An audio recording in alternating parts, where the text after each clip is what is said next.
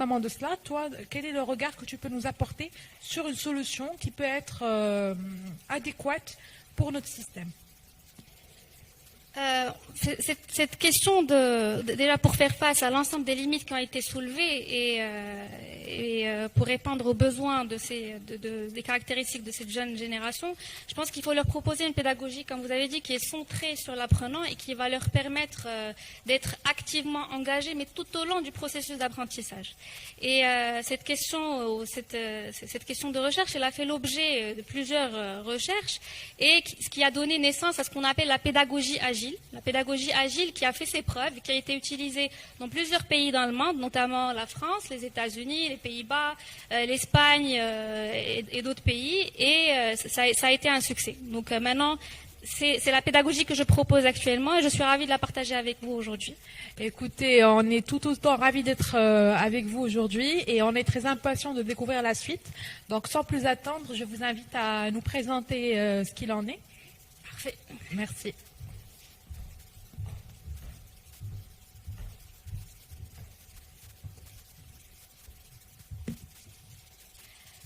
Déjà, avant d'introduire la pédagogie agile, je vais m'attarder un peu sur ce qu'on a discuté un peu tout à l'heure, notamment les exigences en termes d'attitude et en termes de compétences du XXIe siècle, et également les caractéristiques de la nouvelle génération, qui est la génération Z.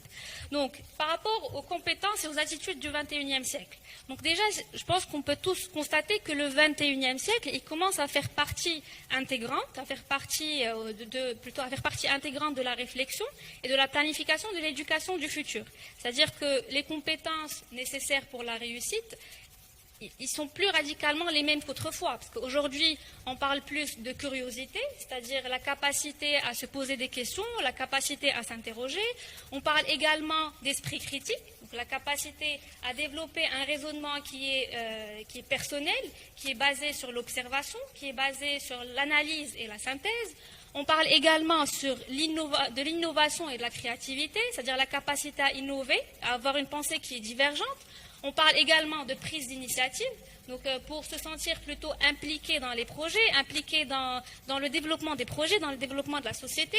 On parle également de capacité à résoudre des problèmes. Donc là, l'idée, c'est surtout de développer la capacité à avoir un raisonnement qui est structuré, qui est logique, mais surtout qui est orienté solution.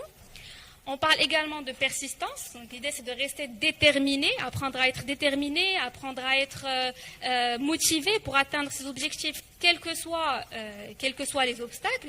On parle également de conscience sociale et culturelle pour sentir ou développer un sentiment d'appartenance culturelle. On parle de leadership, bien sûr, c'est-à-dire apprendre à valoriser, à booster les performances et à motiver. On parle également de communication, c'est-à-dire développer la capacité à donner des feedbacks et également à en recevoir. On parle de collaboration, bien sûr, c'est pour développer le travail en équipe et avoir des objectifs et des projets qui sont communs. On parle d'adaptabilité, on parle finalement d'habilité technologique, bien sûr, qui n'est rien d'autre que la capacité à développer l'ensemble de ces compétences en utilisant le numérique. Donc je pense que si on regarde un peu ces compétences et ces attitudes, ils sont pratiquement plus les mêmes qu'autrefois. C'est-à-dire des exigences en termes de compétences d'attitude qui sont exigées qu'autrefois. Donc c'est pour ça que les formateurs, ils doivent activement chercher des méthodes qui vont permettre de préparer ou de mieux préparer leurs apprenants du XXIe siècle. De plus, ces apprenants, c'est une génération qui est différente de la génération d'avant. C'est-à-dire, on parle c'est-à-dire la génération Z, ou la génération qui est née après 1995. Donc, si on essaie de décrire cette génération, c'est une génération qui est très connectée. C'est-à-dire que si on la compare à la génération précédente, elle n'a pas eu d'autre choix que de s'adapter à la multitude de technologies qui a envahi son quotidien. C'est-à-dire que si on prend un jeune de la génération Z, il n'a jamais existé sans un accès direct à l'information. C'est-à-dire qu'il est devenu accessible. Et déjà, par rapport à ce point, le rôle du formateur, il doit changer. C'est-à-dire, il n'est plus la seule source de connaissances, puisque celle-ci, elle est disponible partout, mais plutôt, il est amené à jouer un rôle d'observateur, d'accompagnant, de guide, qui va montrer plutôt le bon chemin à suivre. C'est une génération qui est également créative, c'est-à-dire qui a la volonté de changer, qui tente d'innover, qui a la recherche d'expérience. Donc c'est plus une génération qui préfère un apprentissage qui est expérientiel, qui est interactif et qui est basé sur la pratique. C'est une génération également qui est collaborative. C'est une génération qui est confiante, à travers, donc collaborative et confiante, à travers une dynamique d'échange sans retenue, ni tabou, ni limite. C'est une génération également qui est impatiente, et donc ce qui se caractérise par une courte durée d'attention. Et finalement, c'est une génération qui est exigeante, c'est-à-dire qui est plus exigeante que la génération précédente, dans le sens où elle a besoin de savoir pourquoi il exécute une tâche plutôt qu'une autre. Donc un jeune de la génération Z, il a besoin de donner sens à ce qu'il fait, et il a besoin avant tout d'être passionné et d'être motivé par ce qu'il fait. Donc quand on voit ces caractéristiques, on constate que ces jeunes, ils ont plus besoin de temps, ils ont plus besoin d'accompagnement et ils ont plus besoin d'informations qui est précises. C'est-à-dire qu'ils n'ont pas juste besoin d'obtenir un diplôme, mais ils doivent également posséder les compétences qui vont permettre de faire face aux enjeux du XXIe siècle. Donc, ce qu'on peut constater sur la base des limites qu'on a identifiées tout à l'heure et sur la base des caractéristiques de cette jeune génération et les nouvelles exigences en termes de compétences et d'attitudes, une réflexion en profondeur sur le système éducatif est nécessaire. Et c'est une réflexion qui doit principalement porter sur la pédagogie et la méthode. C'est-à-dire que pour réussir à capter l'attention des jeunes de la génération d'aujourd'hui, il s'agit plutôt de leur proposer une pédagogie qui répond à leurs besoins, qui s'adapte à leurs caractéristiques et qui répond aux besoins ultimes qui n'est rien d'autre que d'être bien préparé à la société d'aujourd'hui et à la société de demain. D'où la naissance de la pédagogie agile.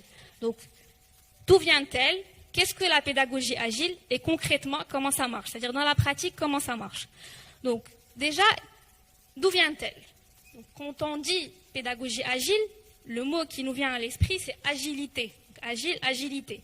L'agilité, elle se base sur un constat selon lequel un environnement, un territoire, un individu, un groupe d'individus ou même un écosystème, c'est quelque chose qui n'est pas définitif, c'est quelque chose qui n'est pas figé.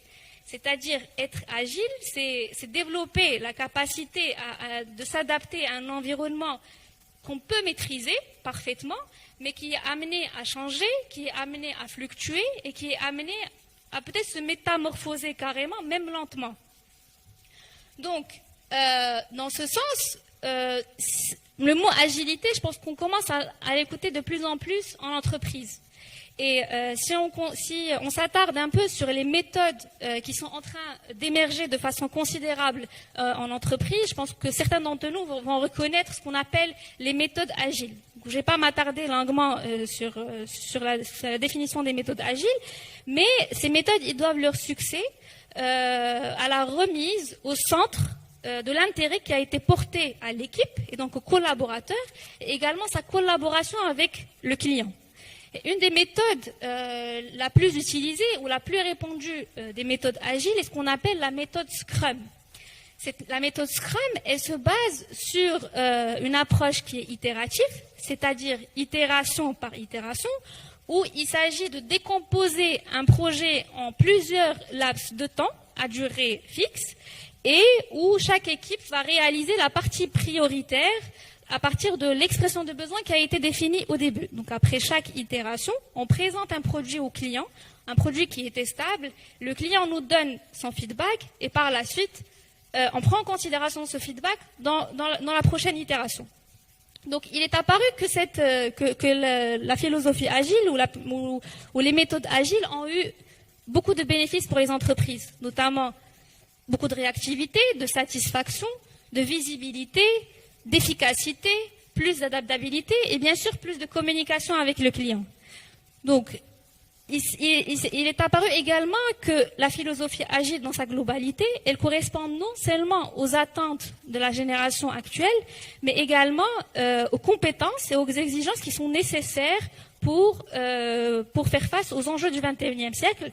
Donc, d'où la naissance de la pédagogie agile, qui n'est rien d'autre que l'application de l'ensemble de ces principes que j'ai identifiés, que j'ai définis, à l'éducation. Donc, qu'est-ce que la pédagogie agile? La pédagogie agile est une pédagogie par projet qui est basée sur un apprentissage qui est expérientiel et interactif. Donc, l'idée ici, c'est de libérer le potentiel de chacun, libérer la créativité de chacun et d'apprendre de manière énergique, de manière efficace et de manière ciblée.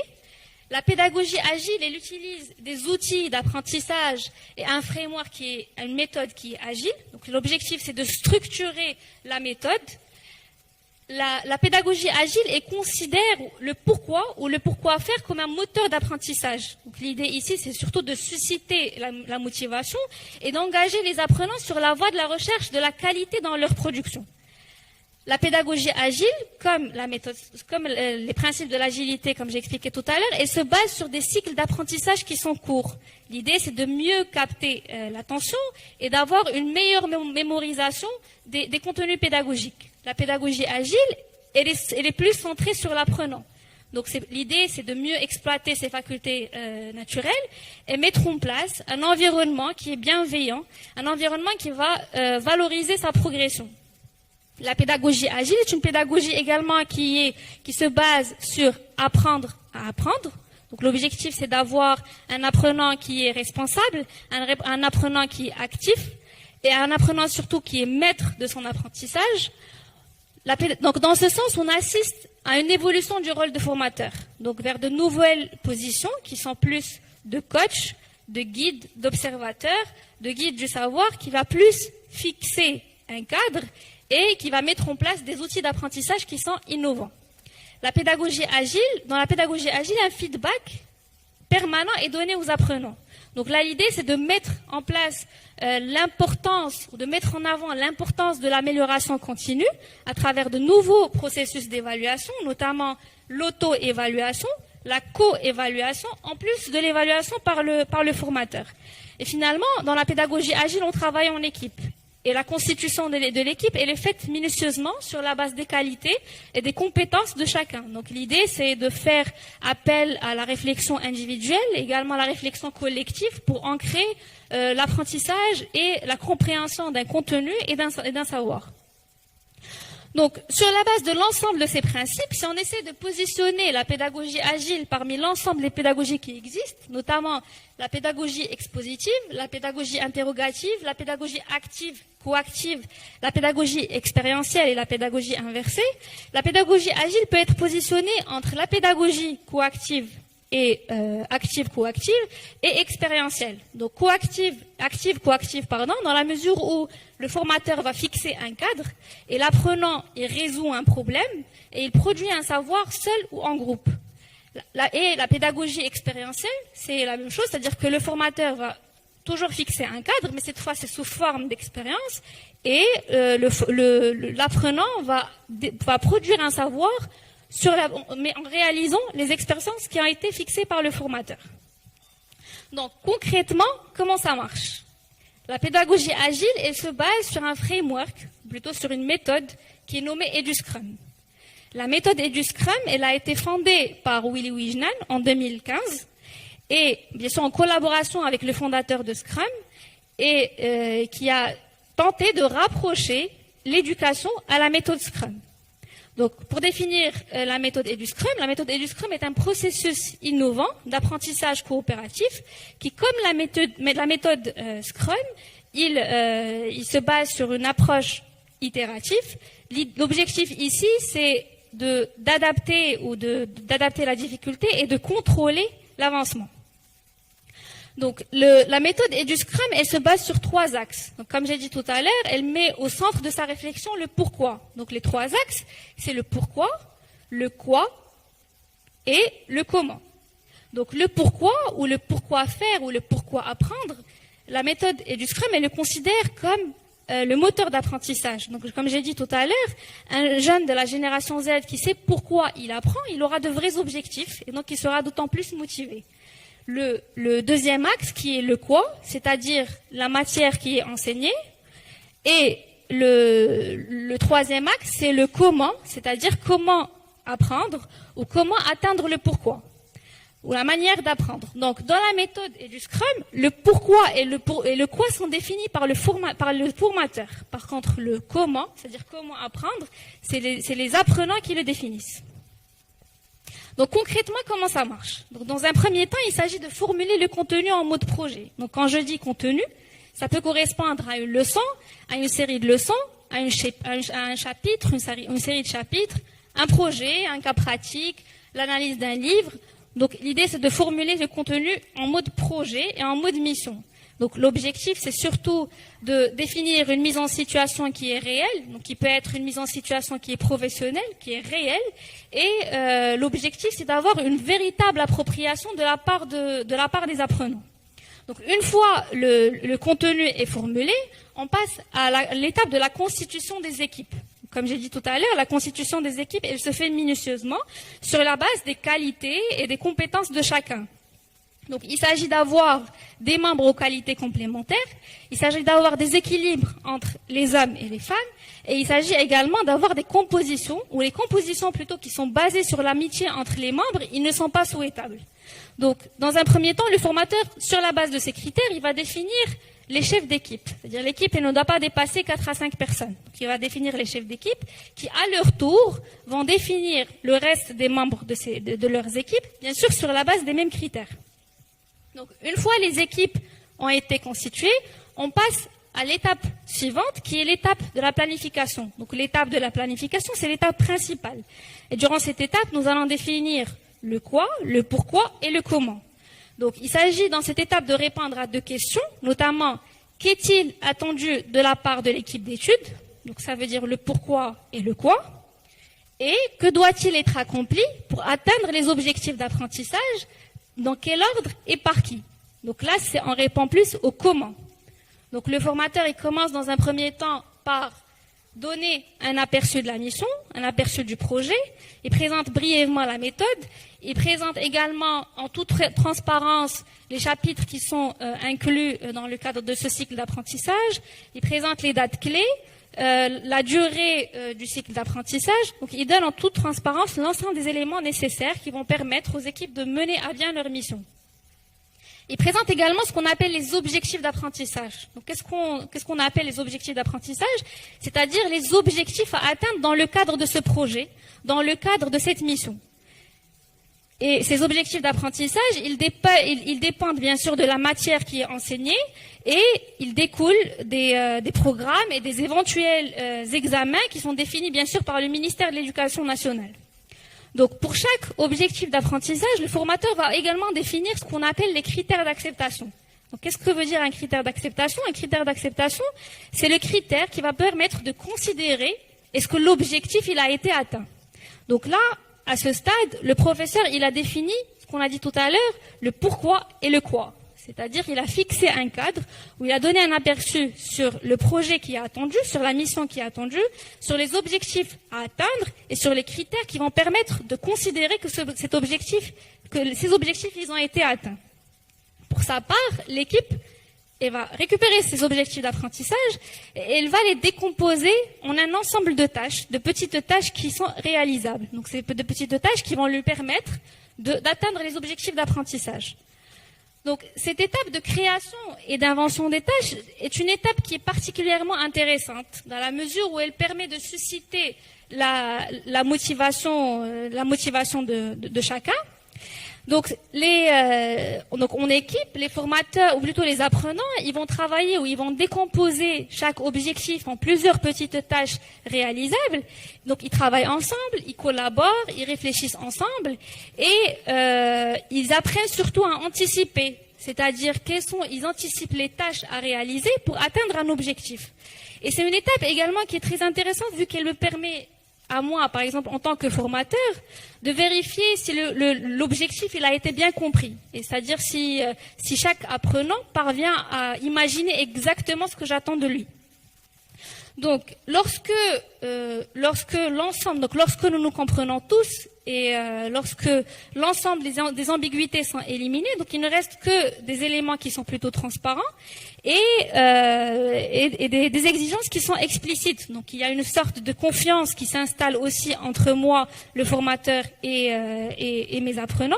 Et je suis également en continu en train d'adapter mes informations, que ce soit écrites ou orales, de telle sorte à ce qu'on soit tous sur la même longueur d'onde. Donc maintenant, à ce stade, nous avons défini tout le travail qui doit être fait. C'est-à-dire, nous avons défini le pourquoi, le quoi, mais également le comment. Donc l'étape qui va venir par la suite, bien sûr, c'est la réalisation de ces tâches. Les tâches que les apprenants ont identifiées, maintenant, ils vont les réaliser.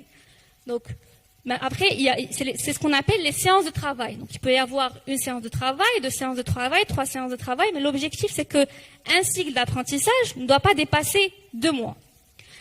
Donc, lors de ces séances de travail, une petite réunion de 5 minutes au début de chaque séance de travail a lieu. Donc, c'est dans cette réunion, les apprenants, ils vont répondre à 3 questions, notamment qu'est-ce que j'ai fait depuis la dernière séance pour permettre à mon équipe d'atteindre ses objectifs d'apprentissage? Que vais-je faire pendant cette séance de travail pour permettre à l'équipe d'atteindre ses objectifs? Et quels sont les obstacles qui entravent pour moi, également pour l'équipe, l'atteinte des objectifs? Donc c'est une occasion qui va permettre aux apprenants d'échanger sur leur réalisation, sur leurs tâches, mais également sur leurs inquiétudes. Et également, l'idée, ou plutôt l'objectif de cette réunion de 5 minutes, qui est surtout de maximiser la probabilité que l'équipe atteigne ses objectifs d'apprentissage et surtout d'adapter en cas de dérive. C'est-à-dire que si le formateur il constate qu'un concept n'a pas été clairement bien compris, etc., donc l'idée c'est d'adapter, de l'expliquer rapidement et de débloquer le travail pour faire avancer le travail des apprenants. Donc, une fois l'ensemble des séances de travail réalisées, l'étape qui suit est ce qu'on appelle l'étape de la revue. Donc, lors de l'étape de la revue, les apprenants, ils vont présenter leurs résultats, ils vont présenter leur travail en face de l'ensemble des équipes, mais également en face du formateur. Donc, c'est une étape, bien sûr, qui se déroule à la fin des séances de travail et qui peut correspondre à l'examen de fin de période, mais ce n'est pas une règle. Donc l'idée ici, ou l'objectif derrière cette étape de revue, est surtout d'évaluer l'avancement au regard bien sûr des objectifs d'apprentissage, également au regard des critères d'acceptation, et surtout de récolter le maximum de retours, le maximum de feedback pour pouvoir en capitaliser et pour pouvoir les prendre en considération lors des prochains cycles d'apprentissage. Donc la dernière étape est ce qu'on appelle la rétrospective. Donc lors de la rétrospective, il s'agit pour l'équipe d'évaluer un peu sa méthode de travail, c'est-à-dire la méthode de travail qui a été utilisée lors de ce cycle d'apprentissage. Donc lors de la rétrospective, les apprenants vont répondre à 4 questions, notamment qu'est-ce qui s'est bien passé, qu'est-ce qu'on aurait dû ou pu mieux faire, qu'est-ce qu'on ne devrait plus jamais faire, et quelles sont les actions à mettre en place lors du prochain cycle d'apprentissage. Donc l'idée ici, l'objectif, c'est surtout de permettre, c'est une sorte d'occasion qui va permettre aux équipes de s'auto-évaluer, de s'auto-inspecter, de définir ce qui a été bien fait, de définir ce qui peut être amélioré, et dans ce sens, définir un plan d'amélioration et le prendre en considération lors du prochain cycle. Donc l'ensemble des éléments qui constituent ce schéma, plutôt l'ensemble des étapes qui constituent ce schéma, et qui sont proposées surtout pour avoir plus de régularité et plus de prévisibilité, il nous permet d'avoir un aperçu sur tout le processus d'apprentissage. L'idée, c'est surtout d'avoir un minimum de séances théoriques. C'est-à-dire que le formateur, il peut ressentir le besoin d'exprimer ou d'expliquer des concepts théoriques. Et donc, dans ce sens, il va consacrer une 30aine de minutes au début de chaque séance. Donc, il va expliquer les concepts qu'il considère nécessaires à expliquer. Et même lors des cycles, ou plutôt lors des séances de travail, s'il constate qu'il y a un concept qui n'a pas été bien compris, et qui bloque en quelque sorte l'avancement du travail de l'ensemble des équipes. Donc il peut prendre 5 minutes et dire stop, je vais expliquer rapidement ce concept, et il débloque la situation et il fait avancer les équipes. Donc là, l'idée, c'est assez flexible et le formateur, il s'adapte comme il le souhaite. Donc, lors de l'étape de la planification, mais également de l'étape des séances de travail, il y a un outil principal, et c'est le point le plus important, c'est un outil principal qui est renseigné et qui permet un peu de structurer l'approche de travail, ce qu'on appelle le tableau de suivi. Donc, le tableau de suivi, c'est un tableau qui est inscrit au niveau du mur à côté de chaque équipe. Donc, il est visible par tous, il est visible par les équipes, il est visible également par le formateur et il est également visible par les intervenants externes, notamment le ministère, les inspecteurs. Donc, ça trace tout le processus de travail et ça permet d'avoir également une trace de ce processus. Donc, le tableau de suivi il se compose de plusieurs colonnes. Donc, la première colonne correspond aux objectifs d'apprentissage. Donc, c'est les objectifs que nous avons identifiés tout à l'heure, c'est-à-dire le pourquoi. Les critères d'acceptation, ils correspondent également, plutôt la deuxième colonne correspond aux critères d'acceptation pour chaque objectif d'apprentissage. Bien sûr, toujours, c'est le formateur qui définit les critères d'apprentissage et également les objectifs. Mais les critères d'apprentissage, l'équipe, elle peut intégrer d'autres critères d'apprentissage, c'est-à-dire qu'elle peut se challenger et se dire, je vais me définir d'autres critères, je vais me rajouter des critères pour me challenger, pour pouvoir atteindre l'objectif. La troisième colonne, elle correspond à ce qu'on appelle, bien sûr, les tâches. Donc, les tâches qui ont été identifiées par les apprenants. Donc, ces trois premières colonnes, elles correspondent à la séance de planification que nous avons identifiée tout à l'heure. Le tableau qui est plutôt à droite, c'est-à-dire les trois dernières colonnes, ils correspondent à ce qu'on appelle dans la philosophie agile aussi, une sorte de Kanban. C'est également une méthode qui est empruntée de la philosophie agile et qui se compose de trois colonnes, notamment à faire, en cours et fait. Donc ce tableau, il va tracer, où l'équipe, elle va à chaque fois positionner les tâches qui sont à faire, les tâches qui sont en cours et les tâches qui sont faites. Donc ce tableau, il n'est pas figé, c'est-à-dire que le formateur, il peut considérer qu'il faut intégrer d'autres colonnes, notamment dans le tableau qui est plutôt à droite, et d'intégrer par exemple entre la colonne en cours et fait, une colonne qui va nommer à tester par le formateur. C'est-à-dire que les apprenants, ils ne peuvent pas placer la tâche au niveau de la colonne fait si elle n'a pas été déjà testée par le formateur. On peut également intégrer une colonne qu'on peut nommer en amélioration. C'est-à-dire qu'ils peuvent estimer qu'une tâche a été en cours de réalisation, mais qui nécessite une amélioration. Donc on va la placer au niveau de la colonne en amélioration avant de la placer au niveau de la colonne fait. Donc là, l'idée, c'est d'avoir ce tableau, c'est assez flexible. Et lorsque les apprenants, ils ont un cadre qui est assez clair, ils ont un cadre qui est bien structuré, ils ont un cadre qui est bien défini, ils ont confiance et ils développent également la capacité à expérimenter. Donc, et ce tableau me permet également à moi, en tant que formateur, de connaître toutes les étapes qui ont été suivies par mon apprenant pour acquérir un savoir. C'est ça ce qui est important. Et cette transparence qui est permanente, elle a une puissance qui est extraordinaire. Donc tout est transparent pour l'ensemble des acteurs opérant dans le secteur de l'éducation, notamment les formateurs, les inspecteurs, le ministère, etc. Donc, au-delà des habiletés relationnelles permettant de faciliter le travail en équipe et également d'améliorer la socialisation de l'apprenant, la pédagogie agile, également avec sa méthode et du Scrum, ils permettent de mettre en avant l'importance de l'amélioration continue. Donc, lorsqu'on met en jeu de la créativité, lorsqu'on met en jeu des échanges et lorsque surtout on fait quelque chose, plutôt la mémorisation des contenus pédagogiques, elle est bien meilleure. Et la dynamique également, elle change. C'est-à-dire qu'il n'y a plus de concurrents, mais plutôt un ensemble de personnes, un ensemble d'apprenants qui travaillent ensemble, qui collaborent, qui se tournent vers leurs collègues pour lui demander comment il a fait, qui sont également sollicités lorsqu'ils ont réalisé une tâche. Donc c'est plutôt un travail d'équipe et qui va permettre de développer la pratique réflexive chez l'apprenant et qui va également améliorer ou les engager sur la voie de la production de qualité, c'est-à-dire l'amélioration dans leur production. Ça permet également de cultiver un esprit critique chez l'apprenant, ça permet également de stimuler sa créativité, de le responsabiliser, de capter son attention et finalement de lui permettre d'être maître de son apprentissage. Donc, j'ai exprès repris la slide que j'ai présentée tout à l'heure, qui est liée aux compétences et aux attitudes du XXIe siècle.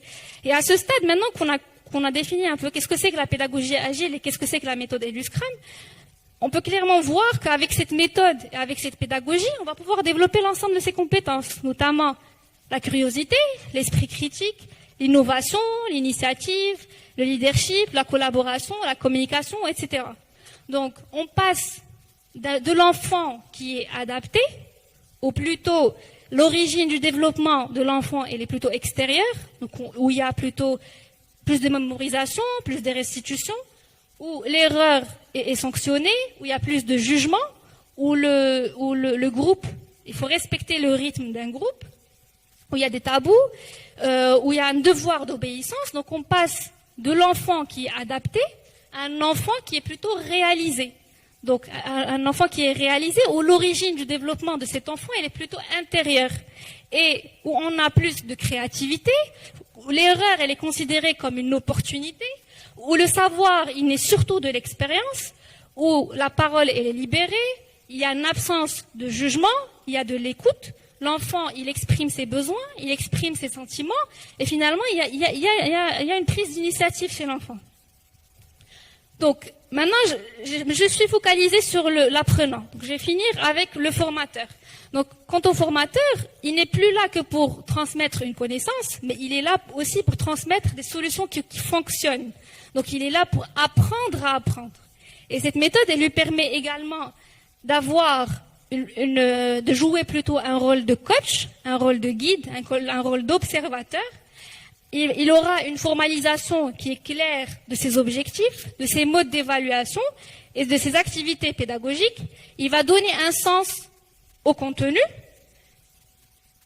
Les cycles, à travers des cycles d'apprentissage qui sont courts, une mobilisation de l'ensemble des ressources disponible de la part de l'apprenant, c'est-à-dire qu'il va utiliser le guide d'apprentissage qui sera fourni par le formateur, mais il va également utiliser d'autres ressources, notamment Internet, la lecture des livres, les bibliothèques, etc. Il va également permettre de mettre en place une culture de collaboration et de coopération. Donc il joue plus ce rôle, c'est-à-dire il collabore et il coopère avec ses apprenants. Il présente son contenu sous supports qui sont variés, notamment des jeux vidéo, des jeux de cartes, des textes, des exercices, mais également des liens Internet, des vidéos, etc. Il a une certaine cohérence entre son contenu, entre son cours et la réalité professionnelle.